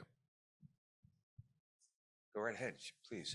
To piggyback off that, I've got a comment and a question. I think it's interesting to hear Senator Wiener's statements after the election, piggybacking off of, we need to deregulate a little bit, right? And so I think hopefully that, will turn the tide a little bit at the state level. And as far as things that could happen that would potentially move the needle, on the infill side, it seems like a lot of the high density multifamily that gets built is all rental, right? No one wants to build condos because of the defect liability issues, and that spills over to insurance and other costs. Would a change in construction defect liability move the needle to make, would we see more ownership style condos being built if that liability was addressed, or I think so, or would there need to be more?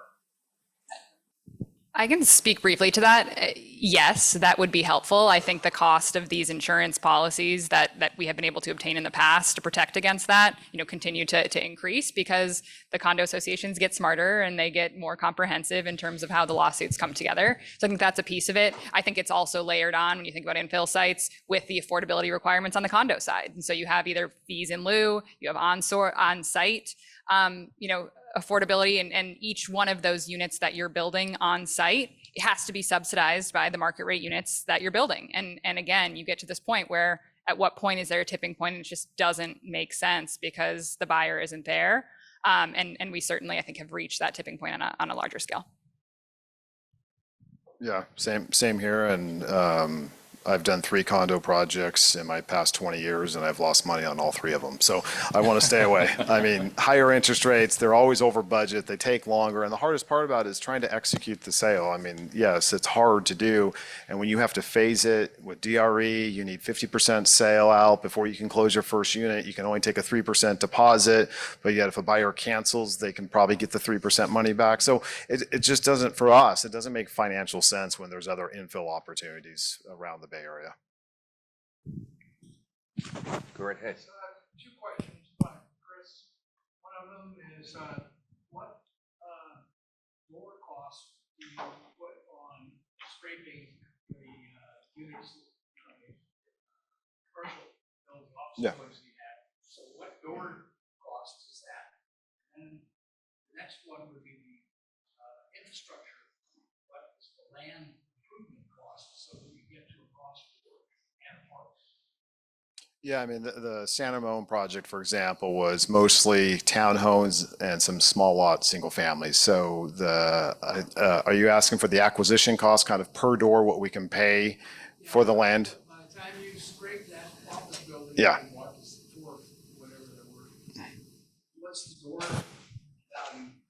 Yeah, each market's a little bit different, you know, Mountain View versus San Ramon, but San Ramon, rough number is all in about $300,000 a paper lot. And then it's about $100,000 a door for the horizontal improvements. The horizontal improvements are the demo costs associated with the building and then re-putting in all the infrastructure in terms of water, sewer, storm, so we can go build the home. So all in there, about $400,000 a door. Other, So Chris, when you dealt with your long-term tenants at that office building, right? How did you remove them from the lease? Did you buy them out, locate them? Did you wait until their lease expired? On that one, we were fortunate enough to partner up with Sunset. So Sunset, everything we do in terms of purchasing office is an option. We'll close when we have the entitlements in place and when the tenants are vacated. So I'm not taking the tenant risk, but for Sunset, they have 10 million square feet in San Ramon. So they were able to move their tenants out, and then we closed escrow basically the day they had all their tenants out. But everything we do is making sure we don't close until the tenants are out. Because if you have one or two hangover tenants that have a 5 or 10-year lease option, I mean, it's going to be a 7-figure exaction. So that's not something we want to get involved in. go right ahead. This is a comment for Jan. Jan, welcome to the California No. For everybody, you know, sort of nodding, left your idea until it comes to actually making a vote and decision for you. We've been following you guys since you made the announcement that this is where you'd like to go. One observation that I'd like to make is that it does seem like you guys are doing this on your own. You're sort of at it. You seem to be the face of the initiative mainly. Is there a reason perhaps, and maybe you just haven't announced this yet, but is there a reason perhaps you haven't engaged folks like a Summerhill or a Fishman or somebody like that can sort of maybe incrementally work with building pieces of this city versus approaching it sort of as one big blob that might be just too hard to swallow? Yeah, I mean, I think the key part of it is when we've engaged with people like the other panelists, given the uncertainty on the entitlements, it's really hard, I would think. I mean, I haven't spoken to Chris about it and Maggie, but it's really hard for people to engage on something where they don't know whether it's 4 years or 12 years away from the entitlements. And then we certainly are looking to plan it as a complete community with jobs and housing and retail and all of that balance. And we think that in order to deliver on the vision of what this should be, it's really important that it has one single master developer who can make the global decisions instead of carving it up into lots of small projects. And so we are, there's kind of a couple of different ways that you could go about building it. You could try to entitle the whole thing at once, which is a fight, and it's scarier and there's more units and so on. But it is, for example, a critical component of getting the employers to come. And so the biggest question that we've gotten from employers when we talk to them, and one of the biggest selling points is, okay, you're gonna take a risk on a new location to relocate here.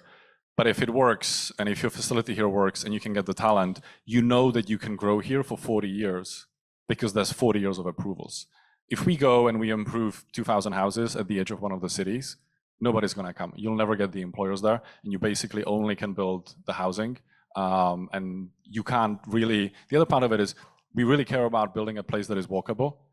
You can't build a place that is walkable unless you have very large entitlement, if it's kind of in a relatively remote area, because the first phases of the project will require heavy subsidies for retail, heavy subsidies for the employers. And again, that can't be done with piecewise development. So we definitely want people to come and build on the project, but we want to take it through the entitlements and then do that. Let me just, I know we're going to close, but I suggested 2 contrasting projects, one which was a failure in Sutter County and the other was a success in Roseville. The major difference was for us in Sutter County, we faced political waves against us, and we did not have a strong local presence. And the newspaper, which was quite conservative, basically portrayed me as a San Francisco lawyer who was trying to develop in their county. We learned a tremendous amount from that, and we had, and I'm sure Jan will as well, we had a very strong local presence and leadership. And that was incredibly important with regard to neutralizing the initiative process. Okay. Thank you very, very much. I think we really had a great conference today. I want to thank all of the speakers. If you'll join me. And thank the Fisher staff who made this all possible and did very efficiently. And I guess my job is like in this new world to the right, make the trains move on time. We're finished. Thank you. Great. Bill, great job.